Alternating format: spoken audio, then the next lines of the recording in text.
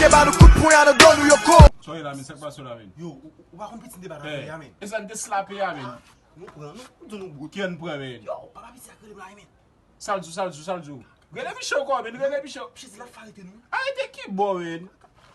Gele bichou ko men. Ou mette gele bichou men, numéro a men. E bo se nou geng se ba boy isi men, fe makak men.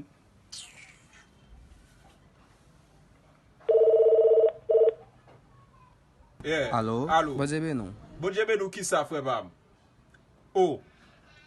Ti am te de men, ap bay piti apresyon, ap zi se si sa ba fe arrete l men. Oui, nou ka fe arrete ou. Oh, arrete ki sa baz? E nou geng se ba boy isi fwem. Ah bon?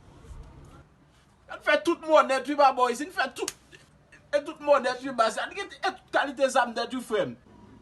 E mwen geng se a wi fwem. E fwem nou an miye de fwem. Si te soleil mwete fwem, si te soleil msoti. Ah ok, ba yon problem. Yeah. Ben merci d'eskou ba nou tout informasyon de ou men. E ou ta pale a komandan do fe, ok? Ba yon problem. Fwe do nou pran. E kome de bam?